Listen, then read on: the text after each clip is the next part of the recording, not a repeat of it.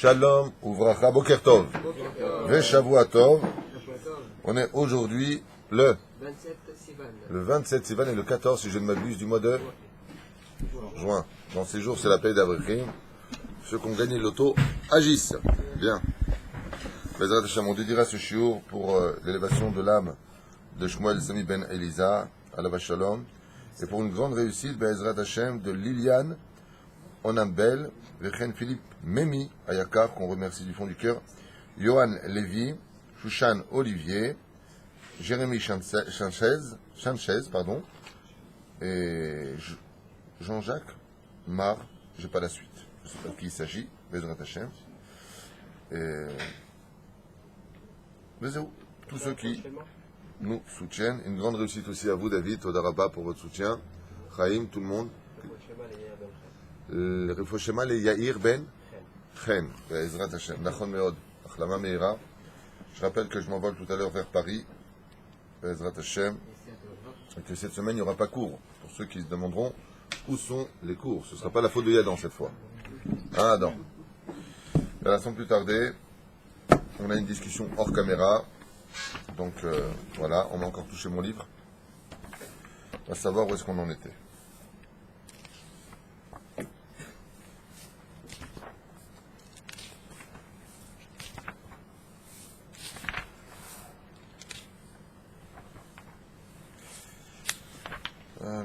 Crainte du ciel.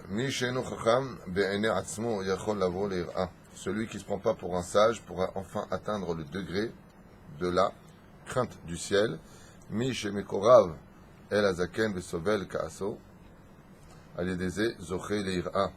Celui qui est proche de quelqu'un d'ancien. Perusha d'avoir une personne qui a de l'expérience, qui est dans la Torah et qui supportera sa colère. Tu peux être certain qu'il finira par avoir de la irat shamaim. Comme quoi qu'il faut souvent faire attention à cette nekuda. Je rajouterai d'ailleurs à cet insu que quand on a un rave, il arrive que le rave fasse des réflexions. Je ne parle pas de moi et de vous, hein. Grâce à Dieu on s'entend très bien. Je parle de façon générale dans les synagogues, dans les Bate Midrashot ou dans les kolélim. Des fois vous voyez le rave dire des choses où il peut s'en prendre à une personne. Ça sera kol et kabel be'ava. Il faut tout prendre avec amour et même humour des fois. Et lo lichos, et ne pas avoir de la rancœur et pas avoir tout ça. Pourquoi? On parle d'un rave, on ne parle pas d'un ravagé, ravalement, ravioli. Hein. On ne parle pas de ça, on parle d'un rave normal. Parce que le rave, quand il dit quelque chose, des fois tu viens pour monter à la Torah, il dit non, toi tu montes pas à la Torah. Le mec il est vexé, comme ça tu me parles. Le rave yodama omer. Après tu vas le voir de côté, Mechilak Vodarav. Vous pouvez m'expliquer, je ne veux pas des comptes, ce que vous faites c'est bien. Tu peux. Aval lo lichos, chas v'shalom, ne pas partir de la synagogue, ne pas vous vexer. Pourquoi? Comme c'est marqué ici. Des fois, Kadosh Baruch Hu, menacé et Adam, on va éteindre peut-être le... Voilà. Excusez-moi. Voilà, on est tranquille. La reine, lo la kahat et zera la lèvre. Des fois, le Rav il dit le contraire de ce qu'il dit l'autre. Non, c'est pas comme ça, c'est comme ça. Ah, alors puisque c'est comme ça, moi je ne fais plus rien. Lo nachon. C'est Shmoa bekol Rav. Faut écouter le Rav, Bezrat Hashem. Assour, l'er ahare rabo. Le Rambam, il voit ça d'un œil tellement dur, le Rambam, qui dit que Bichlal, celui qui réfléchit après son Rav, quand le Rav dit quelque chose, en lo chelek la olamaba. Il va loin le Rambam. Il n'a pas dit il répond, hein, il pense. Machamar Rav, tu shtok, t'as assez, et tu es Baal Mouna. Si ça ne te convient pas, change de Rav. Tu as le droit. Aval lo la sot, supermarché des rabbanim. C'est là. Donc tout d'abord, si une personne veut quitter la synagogue dans laquelle il a évolué dans la Torah, qu'il le fasse. Il faut. Et mène un humilié. La seule chose qu'on lui demandera, c'est de demander la permission au Rav de partir. C'est pas un moulin avant. Je ne parle pas d'ici, grâce à Dieu. Je parle de façon générale. Nous sommes dans Masechet Avot, à Sarah. Pourquoi demander la permission au Rav de partir? Parce que le Rav, il construit des élèves, et les élèves, quand ils veulent partir, il faut qu'ils demandent de ça. Tu sais, je dis souvent qu'un Rav, c'est pas moins que Pharaon. Tu vois, Pharaon nous a frappé en Égypte 210 ans et on lui a demandé la permission de partir. Donc pour celui qui te construit, à plus forte raison, non? Voilà. Non? J'ai pas raison? Hein? Quand t'es invité chez quelqu'un, tu pars tranquille, toi? Le Rav, il s'est donné, il a construit, il a bâti, il a essayé de concrétiser quelque chose, et hop. Mais sachez une chose, c'est très mentalité française. Très, très mentalité française. Très, très mentalité française. Sauf si, bien entendu, attention, Si une personne se construit mieux ailleurs, il se doit d'aller ailleurs, juste il prévient le Rav. Anilo Yepo. Alors, des fois, c'est Ouda Shlichit. Nous, on prépare, ça nous coûte presque 1000 shekels à Souda, 900 shekels. Et le mec, il décide de ne pas aller à Souda Shlichit. Au revoir, on dit en tunisien. Goodbye. Juste tu préviens. Parce que quand on achète, on a prévu ta place. Ça s'appelle du savoir-vivre. C'est pas dur ce que je dis, non? C'est bien, c'est pas bien? On parle de celui qui est là tous les Souda Shlichit. On a l'habitude de voir à sa place. Non? Juste, il prévient. Comme ça, on achète un peu moins. J'ai raison ou je dis des bêtises? Vous êtes d'accord? Voilà. Enfin, moi, c'est comme ça que je vois les choses. Non, rien à la Karatatov. Non, non. Adam. Non. Savoir-vivre. Quel est Karatatov tak? Asara Nisyanot Nasa Abraham Avinu Alav Shalom. Ramad Bechulam.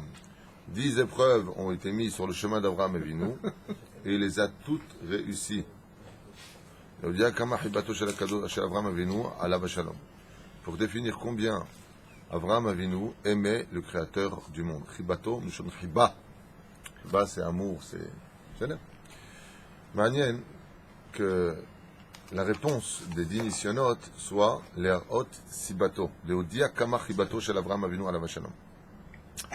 Ça veut dire quoi? Ça veut dire que la meilleure façon de passer une épreuve, c'est de quoi? Non, je viens de le dire à l'instant, il ne faut pas réfléchir. Dans une bonne question, il y a toujours la réponse. Je répète. Asara nisyonot nitnasa Avraham Avinu alav shalom. Ve'amad bechulam. Leodia kama chibato shel Avraham Avinu alav shalom. Comment on passe des épreuves dans ce monde quand vraiment tu aimes Hachem? Quand on aime, on ne compte pas. Vous connaissez ce proverbe? Quand vraiment on a un amour incommensurable pour le Créateur du monde, on passe les nisyonotes avec facilité. Comme je vous avais donné l'exemple du fils qui a ses 3, 4 mois, 6 mois, 7 mois, on lui change la couche, il fait ses excréments, on fait une analyse sur le sujet, le pauvre, il doit avoir mal au ventre, nanana, ça nous touche la main, on se nettoie la main, on passe à autre chose très facilement, on ne voit pas les excréments devant nous. Pourquoi? Parce qu'on l'aime. Mais on te donne le fils du voisin à changer. Ouais, et tu ouvres la couche et là tu as une surprise. Oh, hein. Et si ça touche le doigt, c'est comme un malade. Lama, parce que tu n'as pas assez d'amour pour ne pas voir les excréments. Quand on aime, même ce qui est magaïl devient quelque chose de normal. Vous verrez qu'une mère ou un père, même si son fils c'est un gangster, il n'aime pas qu'on dise du mal de ses enfants. Pourquoi? Parce qu'il a de l'amour pour lui malgré tout. Quand on a de l'amour, Zemichassé. Avraham Avinu a eu 10 épreuves. Bon, on irait beyachad, les 10 épreuves d'Avraham Avinu. Asara Nisyonot. Pourquoi Davka les 10 épreuves d'Avraham Avinu? L'élève Alpha Avdalim, il y a eu les 12 travaux d'Astérix. Mais lui, pourquoi 10 épreuves? L'élève Alpha Avdalim, bien sûr. 10, c'est Shalem. Ou non. Non. Donc les 12 tribus, c'est pas Shalem. Si, mais le chiffre 10, on sait que c'est le... C'est Minyan, quoi. Il fallait qu'il se fasse un Minyan d'épreuves. Il Gadal, il Kadash et Meraba les mecs. Oh, petit 1, il a fait, déjà on commence à parler sérieusement. Mais il y a du vrai dans ce que tu as dit, ceci. Il me dit oui en plus. Non, il n'y a pas de vrai dans ce que tu as dit. Tu vas selon le vent, toi. Il y a du vrai. Il me dit, oh, il n'y a pas de... Ah non, il n'y a pas de vrai. Le dire ne peut pas être contredire son rage. Hein. C'est cela, oui. Tov, Rabotai. Le 10, c'est vrai qu'il y a une shlemut dedans. Le yud, c'est une lettre shlema. C'est pour cela que, en quoi le yud est shalem? Je vais t'aider à répondre. Parce que toutes les lettres de l'alphabet sont composées que de yud. Ce sont des yud allongés ou des yud rétrécis. Mais toutes les lettres, qu'est-ce que c'est? Le aleph, c'est un yud. Un long yud et encore un yud. C'est quoi un bet? C'est un long yud et encore un yud vertical. Gimel, c'est une tête de yud qui descend et ensuite encore un yud qui part sur le côté. Toutes les lettres sont composées du yud pour te dire que le yud c'est la shlemut. C'est dans ce sens. Mais déjà on se rapproche d'une très très bonne réponse ici présente, c'est qu'il y a 10 séphirotes. Et Avraham Avinu comprend en lui les 10 séphirotes. Comme on dit, Chesed sheba Chesed, Chesed sheba Gvura, Chesed sheba Tiferet, Ça veut dire qu'il y a à l'intérieur de chaque sphira encore les 10 sphirotes. Donc Abraham, qui est sphirat Chesed, devait compléter ces 10 épreuves pour atteindre les 10 autres sphirotes. Ça veut dire qu'en Abraham, il y avait aussi de la Gvura, il y avait aussi du Tiferet, il y avait de la Torah, il y avait aussi de la rigueur, il y avait. C'est là. Mais c'est pas encore la bonne réponse, c'est une réponse plus précise encore, tellement évidente. Les 10 plaies d'Égypte, non. 10 générations, non. On va le dire, c'est tellement simple, les 10 commandements. T'as pas voulu te dévoiler, c'est ça, t'as voulu rester une star. Hein, Yatikologique. Depuis un Rambam, un Essionnot aime que. Alors, on va voir selon le Rambam un petit peu comment les définir.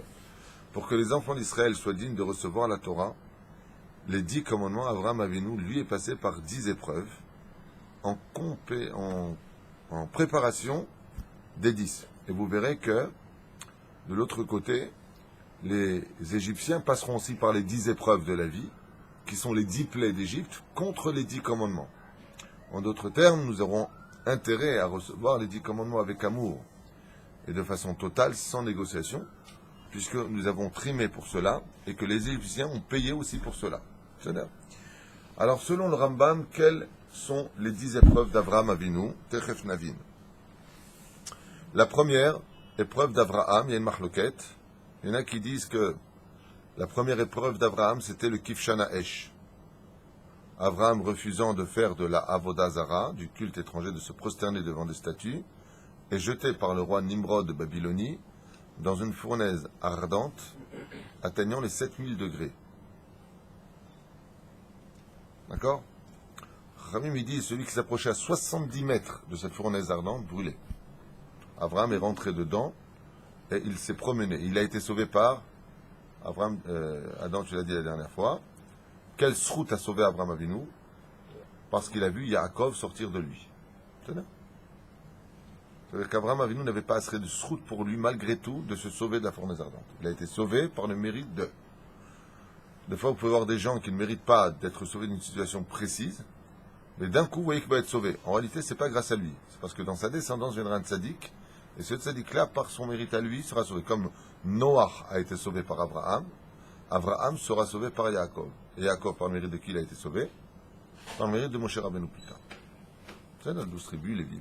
Kol Echad, il est sauvé par rapport à une situation. Alors, selon le Rambam, la première épreuve, c'est pas le Kifshana Esh, c'est Lech Lecha Me'artzecha. C'est quitte ta maison, qui est la première épreuve d'Avraham Avinu et la plus douloureuse. Et en quoi cela pourrait paraître douloureux pour Avraham Avinu? C'est qu'Avraham Avinu veut convertir le monde entier et Dieu maintenant l'envoie vers un pays précis. C'est un peu une réponse à ceux qui veulent encore éclairer le monde. La première mitzvah de la Torah que Dieu donne à Avraham Avinu, premier père du judaïsme, c'est d'aller en Eretz Israël. Va en Eretz Israël. Il a répondu, oui, mais si j'ai un travail à faire, j'ai à raviver des nitzotzot dans la galoute, j'ai à raviver des étincelles. Dieu lui a dit, là-bas, il y a des soleils. Donc, va en Israël. Vayir Ha'av Ba'aretz, c'est la deuxième épreuve. C'est vrai que ça fout les boules. Le mec qui vient lui dit, vas-y, va en Israël, c'est le top. Et il arrive là-bas, on lui dit, il y a la famine en Israël. C'est la deuxième épreuve d'Avraham Avinu. Et un truc pareil, moi, la vérité, je me retourne vers Hachem, je dis, mais qu'est-ce que tu fais, Dieu, là? Tu me demandes d'y aller, il n'y a même pas de quoi acheter du blé. Il n'y a même pas de blé du tout. La troisième épreuve, ouais, la Karsara le Bet Paro. Je ne sais pas si vous comprenez un peu le talir.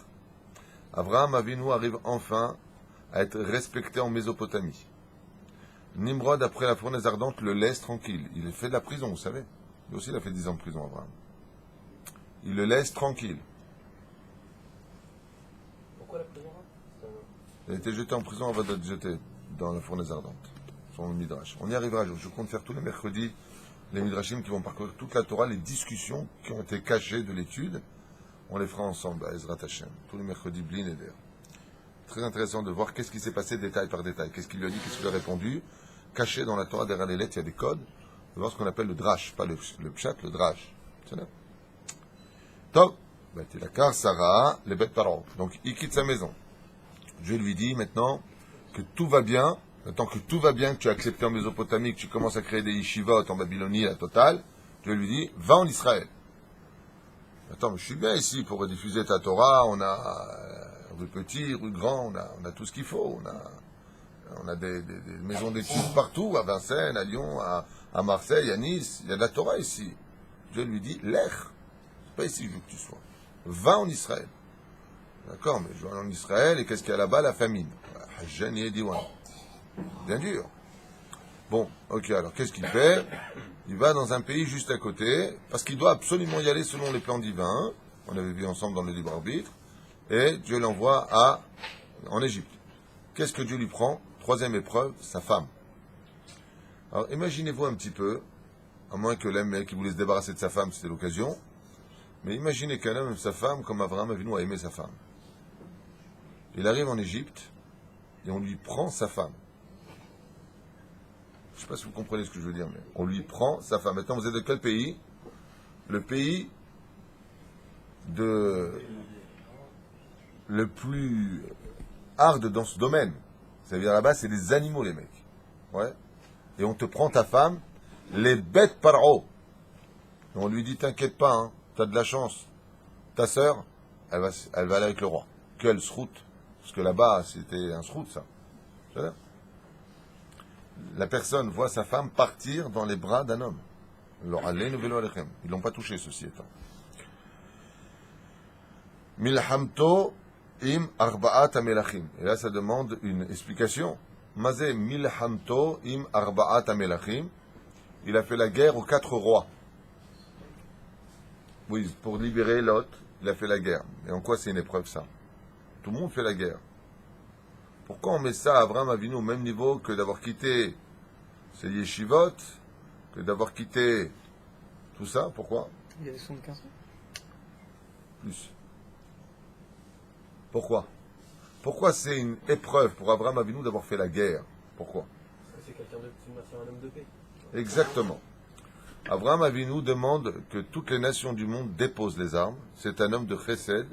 C'est celui qui dit qu'il faut arrêter de tuer. C'est celui qui dit qu'il faut cesser la vodazara.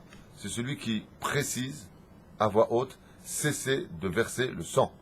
Déposons les armes. On doit être une seule nation pour le Créateur du monde. Dieu n'est pas d'accord avec ses plans. Il va lui briser ses plans en faisant de lui, d'un coup, non plus un berger pacifiste, mais un homme de guerre. Et c'est en cela que Avraham Avinu devient d'un coup un autre personnage aux yeux des nations du monde.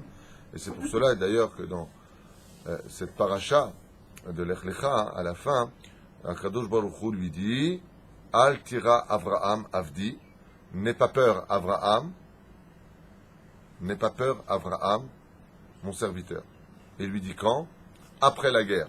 Et pourquoi il ne lui dit pas avant la guerre? Pour lui faire comprendre qu'Avraham Avinu était maintenant défait, il était déçu.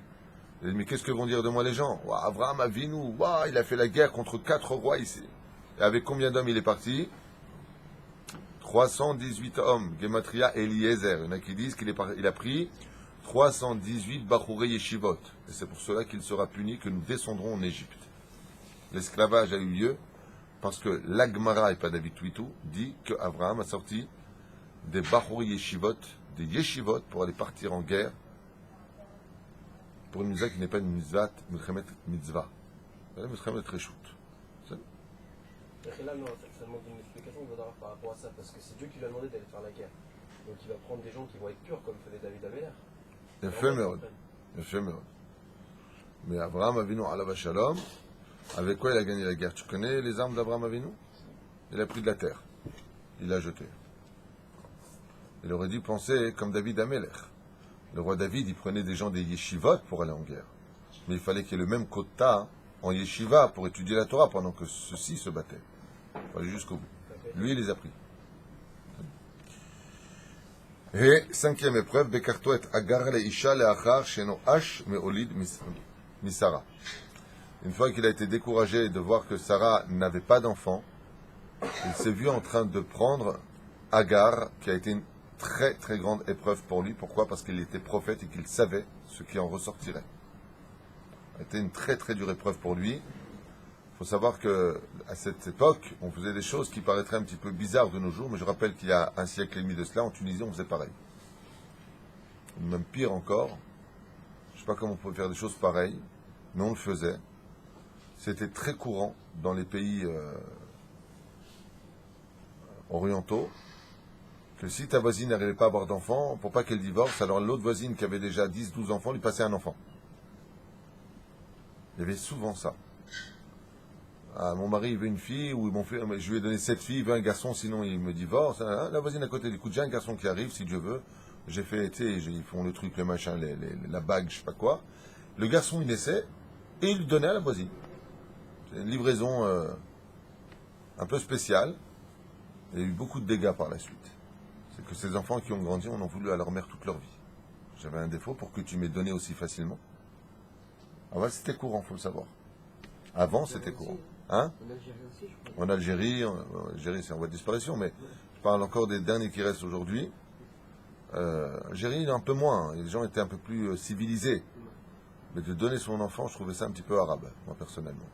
Tu prends ton enfant, tu le donnes comme ça. Il y a des choses qui me paraissent un peu bizarres. Mais bon, la Gemara, elle dit que quand un homme avait des dettes, il vendait son fils pendant 1 an de service où il n'était pas payé, et le père remboursait ses dettes avec son fils.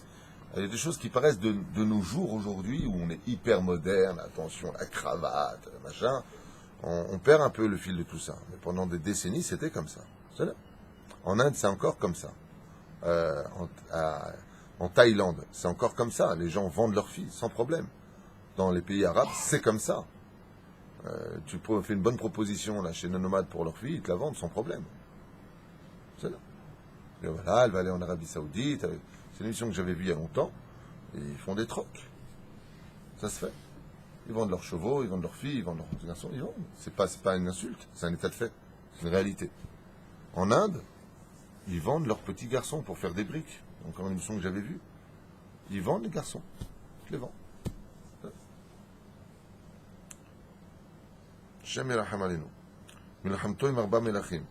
Ensuite, Agar. Donc Agar s'allongeait sur le ventre de Sarah. Et Abraham venait sur Agar. Comme si que Agar servait d'un coup de matrice pour Sarah. Et ça a été une épreuve extrêmement douloureuse pour Abraham Avinu. Même si, bien sûr, il a converti au judaïsme, qu'il a épousé, qu'il lui a donné le guet après, bien sûr. Amina Shnitzavaba Bime Azikna. La Brit Mila. Et en quoi ça a été une épreuve, la Brit Mila d'Abraham Avinu? Dieu, il dit à Abraham Avinu, fais la Brit, Azma. Il est rentré dans le feu, il ne peut pas couper un morceau de chair. En quoi il y a là une épreuve pour Abraham Avinu? Il faut quand même comprendre le sens des épreuves. Baruch, toi tu as des bonnes réponses souvent. Vas-y. L'âge. L'âge? Non. Tu voudrais répondre. Abraham se bague, il est comme un fou, il voudrait répondre. C'est facile de dire j'ai la réponse quand on ne peut pas parler. Est-ce que ça veut dire que... Où est l'épreuve de la Brit Mila pour Abraham? Je veux une réponse claire. Quand il fait la Brit Mila, il comprend qu'il est dans son statut Shalem, alors il comprend que tout ce qu'il a fait avant, c'était pas complet. Non. Les gens qu'il a convertis, Non, c'était pas... il sait qu'on a fait 8 jours la Brit Mila. Lui, il a fait. Non. Non. Ah non, tu peux pas parler à Abraham, tu es dans le schéma Israël, tu peux pas parler. J'avais peur pour Achnasat Orchim. Il avait peur pour Achnasat Orchim. Au contraire, c'est lui apporter un gosse. Non, réponse naze. Est-ce qu'il a eu il a conçu un enfant avant la Brit? Il a conçu un enfant avant la Brit. Oui, Ishmaël est le fils d'Avram et de Hagar, et non pas d'Avraham. C'est un problème pour lui. Ok. Ça, c'est une autre parchanout. Même si après, il y a marqué que Ishmaël est le fils d'Avraham, parce qu'il a fait tchouva. En tant que converti, on va dire en tant que personnage qui prend sur lui le joug des mitzvot. Bon, la réponse est très simple. C'est que Abraham, qu'est-ce qu'il faisait toute la journée? Il convertissait. Ouais. Il convertissait les gens. Et d'être converti par l'idéologie n'engageait qu'à la pensée. Maintenant, la conversion comprendrait aussi une opération très douloureuse et délicate.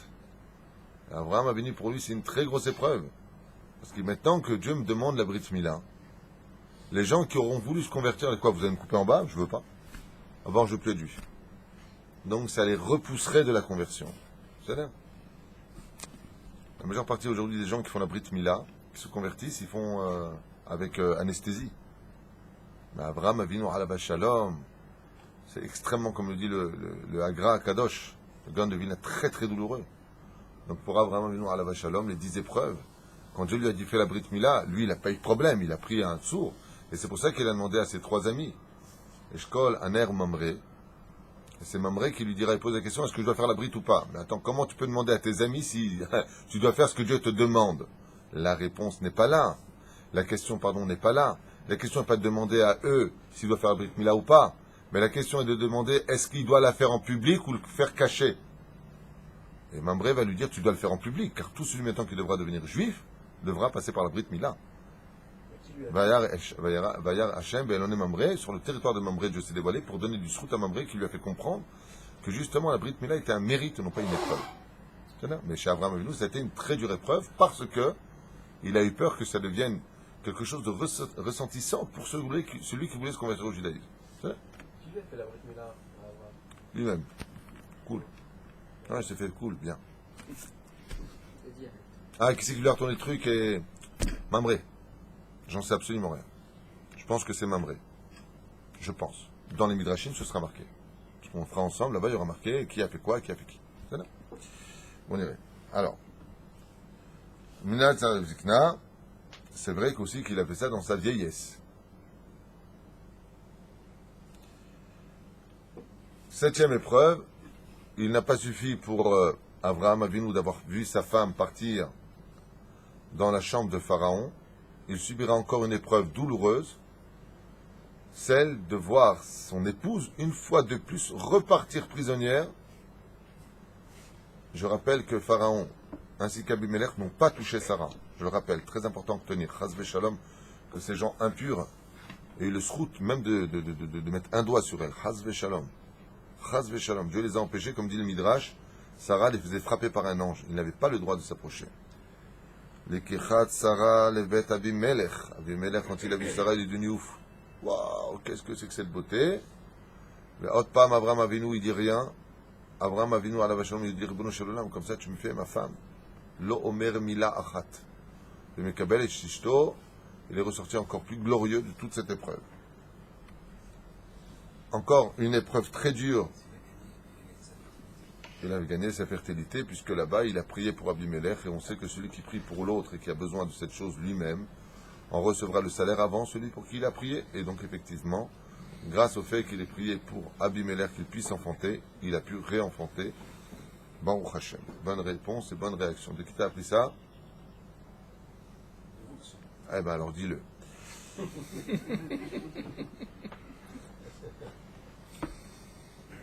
Huitième épreuve, Gerouche Agar. Alors j'aimerais quand même que vous m'expliquiez pourquoi Abraham Avinu Alav Shalom, ça a été une épreuve très très dure pour lui de renvoyer Agar. Pourquoi? Il y a beaucoup d'explications à cela, j'en vois au moins 2. La première. C'est un bal chesed et il renvoie sa femme, son fils, et il peut rien. C'est mignon, c'est mignon. Il dit Abraham représente le chesed, la bonté absolue, et là il renvoie la servante et son propre fils, et il les renvoie. Il était très riche, il les laisse juste avec un peu d'eau. Il était très riche, et il les renvoie avec un peu d'eau, un peu de pain aussi. Et Rachid dit pourquoi. Rachid sur place, il dit pourquoi. Mishum she'aya sonné le Ishmael she'yatsa le tarbut ra'a. C'est Pérouche Rachid. Parce que Ishmael était détesté d'Abraham. Abraham détestait Ishmael. Parce qu'il avait quitté le chemin du monothéisme. Alors après, il y a marqué, celui qu'Abraham aime, il aimait Yitzhak et Ishmael.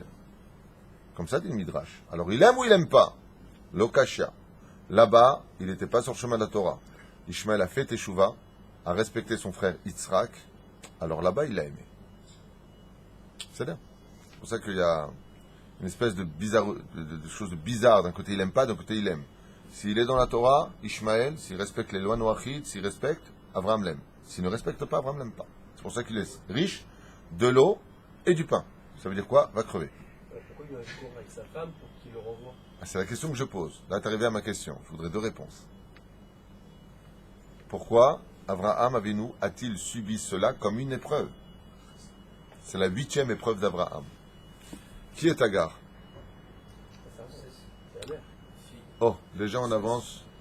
C'est une princesse, pas n'importe laquelle. C'est la princesse d'Égypte. C'est la fille de Pharaon. Elle est mondialement connue. Agar est une belle femme. Elle est mondialement connue.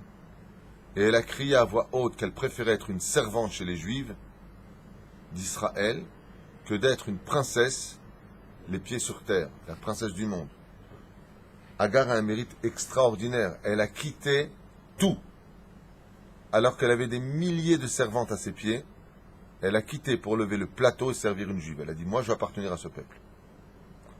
Et Abraham, il faisait des convertis. Et cette même femme, qui a déliré un peu sur la route, Abraham Avinu se voit en train de la renvoyer. Et qui est d'accord avec ce plan divin, pour lequel nous allons payer jusqu'à aujourd'hui d'ailleurs le Girouch selon le Zohar Kadosh?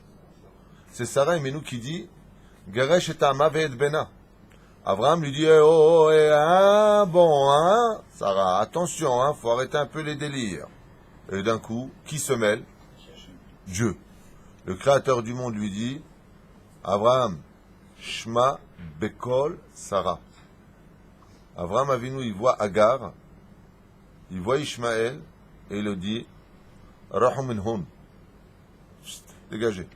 Vous devez partir maintenant. On paiera ça.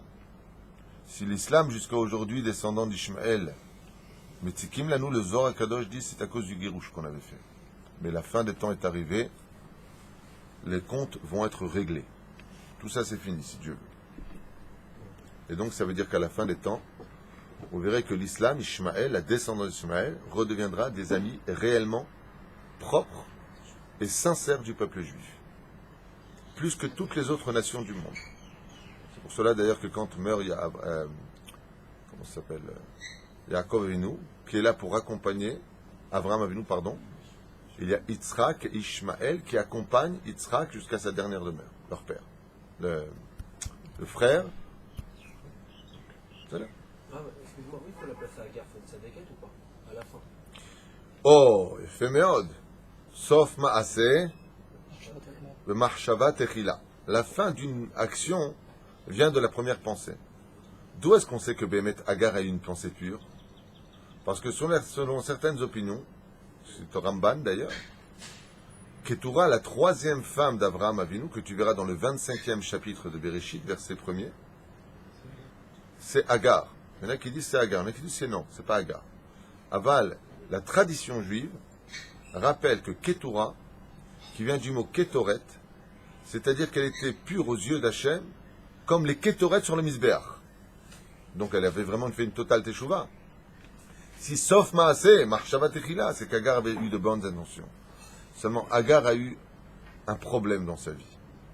C'est que, en tant que servante de Sarah, ayant goûté à la Gdusha du peuple juif, elle s'est prise pour Sarah. Et s'est moquée de Sarah. Et s'est vantée de son Héraïon, du fait d'être tombée enceinte. Sur ce, Rachi intervient et il nous fait comprendre que Agar, en réalité, est tombée 2 fois enceinte. Car elle perdra son fils dans son ventre, parce que Sarah Imenu va utiliser une arme fatale. L'arme qui tue 99% des hommes sur terre. L'Aïnara. Rachi le dit sur place. Regardez bien Rachi. Vehatil Sarah Aïnara al Agar Shaita Loegetlo. Loegetla. C'est parce que Agar se moquait en disant, mais tu vois, moi je suis enceinte, la volonté divine est le plus de mon côté. Ouais, Sarah Imenu était très patiente. Elle lui a dit, écoute, je t'ai mis sur moi pour que tu me remplaces, pour avoir un enfant, pas que tu prennes ma place. Tu n'es pas digne d'être encore Sarah Imenu. Oui, ben en attendant, c'est moi qui suis enceinte. Qu'est-ce qu'elle a fait, Sarah? Ah ouais, tu veux qu'on en finisse avec ça? Boum, la Inara, pac, il est tombé. Sur place. Agar a fait une grande teshuva par rapport à ça. Elle est retombée enceinte d'Ishmaël, donc de cet enfant qui devait venir. Et là, quand elle passait, elle frôlait les murs, comme on dit. Elle attendait que Sarah sorte de la pièce, et elle baissait la tête comme ça. Sarah l'a regardé dans le sol. Tu as pris ta leçon, tu as bien compris? Ne fais pas du mal. Si tu veux devenir juif, ne fais pas du mal aux gens.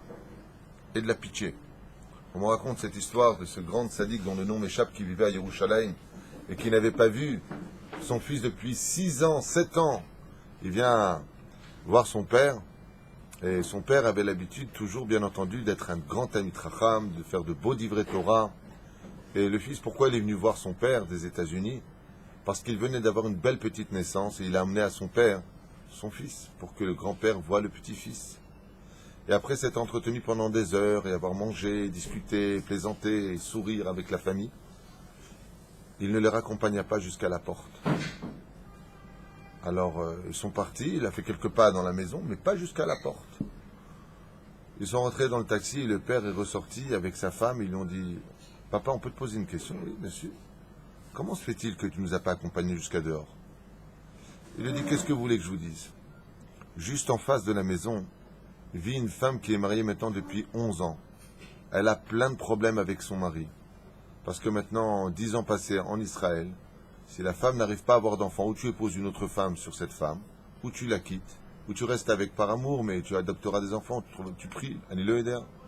Mais ce que je sais, c'est que cette femme qui habite juste en face souffre énormément de ne pas avoir d'enfant. Et tous les jours, elle me demande de prier pour elle. Et moi, je vais sortir avec vous et un bébé dans les bras, devant elle. Vous savez quelle douleur je lui aurais fait? Alors j'ai préféré ne pas me montrer avec vous. Elle ne sait pas qu'il y a un rapport avec moi, elle ne sait pas qui vous êtes. Et moi, pas je sors et je prends le petit dans les bras. C'est quoi, tu viens, tu sors comme ça? Ça, c'est le chemin d'Israël. Tu es enceinte. C'est quelqu'un qui n'arrive pas à avoir d'enfant. Tu vois, Baruch Hashem, vous savez, je suis enceinte. Attention, il y a des gens qui n'arrivent pas à avoir d'enfants, ils ont mal. Et nous, bon, ben toi, tu as de la chance. Nous, on se sent maudits à côté de toi. C'est comme ceux qui ont de l'argent, qui partent les vacances, à côté de ceux qui n'ont pas d'argent, les pauvres. Combien les gens, ils devraient faire attention? Ils sont bêtes café, ouais, je vais en Espagne. Non, j'ai pas pris l'hôtel, parce qu'après, tu sais quoi, je pars avec ma femme, j'ai fait une surprise, je passe à Las Vegas, jeter de l'oseille. Et juste à côté, tu as un type qui est tout gentil, qui a peut-être plus de mérite que toi. Et lui, il n'a même pas de quoi faire son Shabbat, il est juste à côté, il regarde comme ça. Comment il se sent, lui, à côté? Zéro. Efes. Mais ça, tu le sais pas, mais le jour de Rosh Hashanah, ça monte sur la balance. Tel jour à telle heure, tu as fait énormément du mal à un juif, mais toi, tu n'es pas au courant, c'est ce qu'on dit. Anistarot l'Hashem Elokeinu vaniglot lanul vanenu adolam. Ce que tu ne sais pas, Dieu aussi le met sur la balance. Des fois, tu as des gens, ils arrivent à la banque, ils te sortent des billets comme ça, devant des gens derrière qui vont demander 1000 shekels de prêt parce qu'ils sont virés de chez eux. Et lui, il vient, il te sort des billets comme ça. Il dit, excusez-moi, ça passe pas dans le trou. Donnez-moi, je vais vous alléger le trou, tu vois. Faire attention. Faut être sanoua, mais on sanoua. Très tsanoua. Très tsanoua. Toi, tu vas demander, j'ai connu une femme, que Dieu la bénisse, une femme très riche, très aisée. Et c'était pour un mariage. Et donc, je devais les accompagner. Et cette femme, devant la porte d'entrée, retire une montre Cartier qui valait avec des diamants partout. Je sais pas combien, ses boucles d'oreilles. Je dis, mais qu'est-ce que vous faites? Je veux pas les mettre mal à l'aise. Tu rentres comme ça, tu dis, alors pour le mariage, oui, c'est mal. De ne pas gêner l'autre, de ne pas mettre mal à l'aise la personne qui est en face de toi. C'est ça?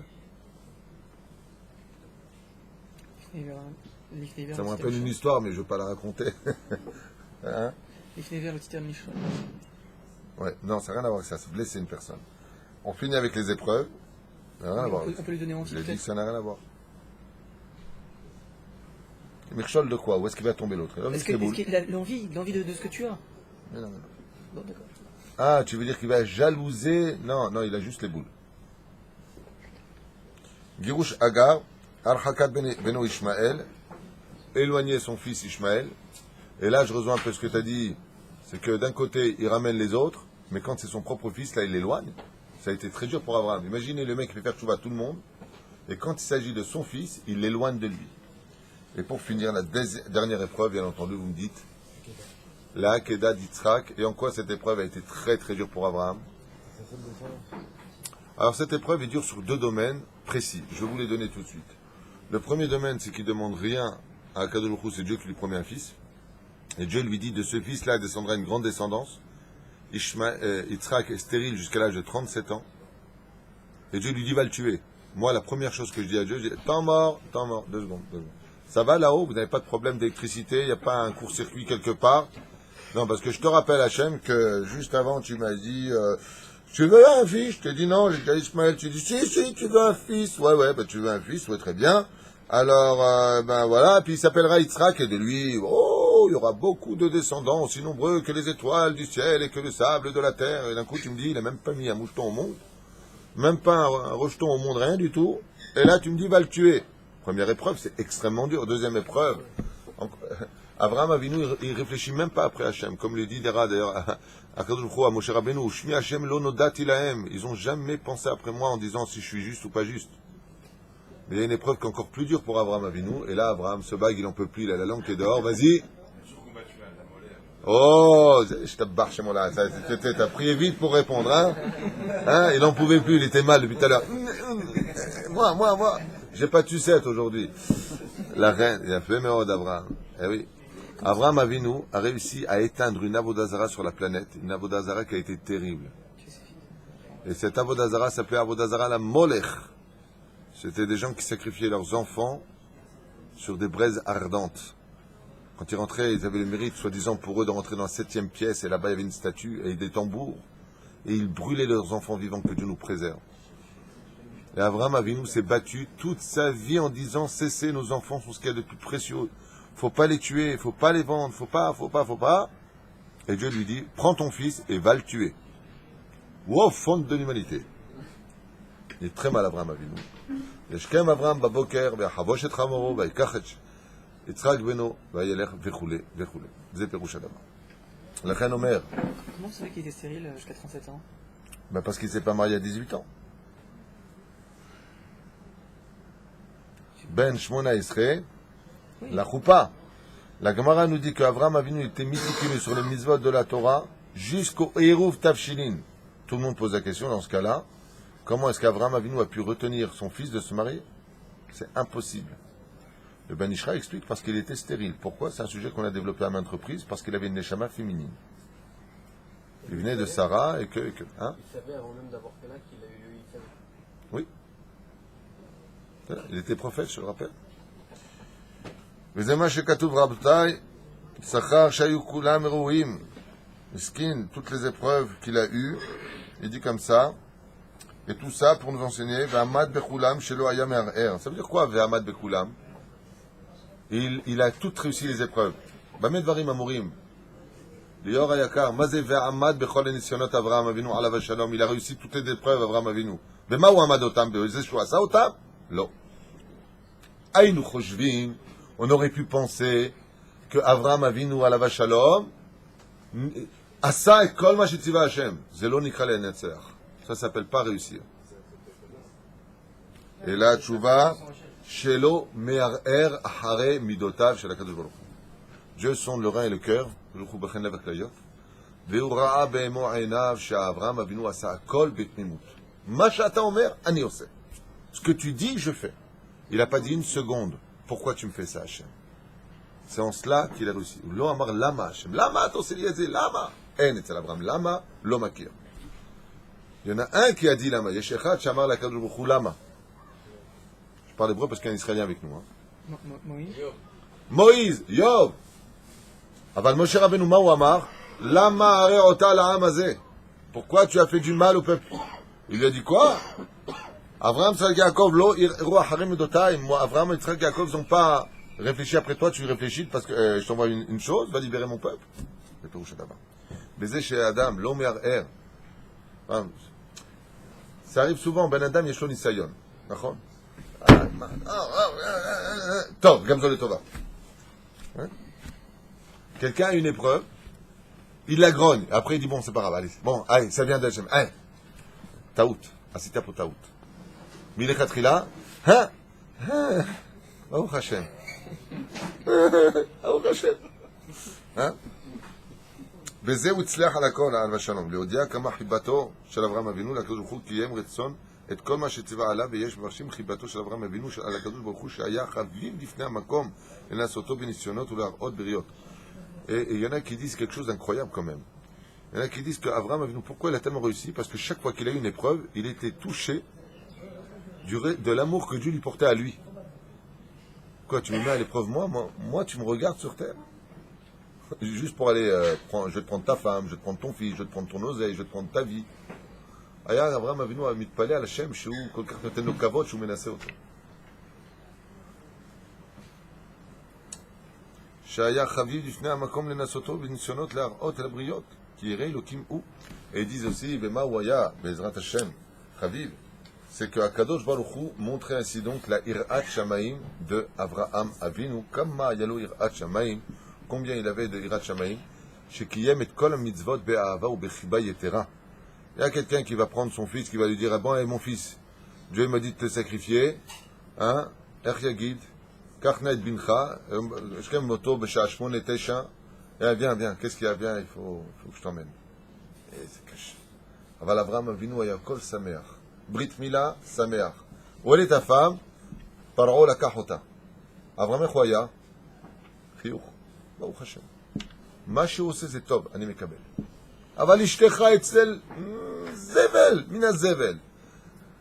Ta femme, elle est dans le pire des êtres humains sur terre. חיוך. Alors, allez-nous ולא עליכם. זה פירוש הדבר, הניסיונות של אברהם אבינו. Le vrai nisayon, ce n'est pas l'épreuve. La vraie épreuve, ce n'est pas l'épreuve elle-même. C'est comment tu vas prendre cette épreuve qui donnera tout le goût à la suite des événements. Shalachem kol tov ve shavua tov ve Ezrat Hashem.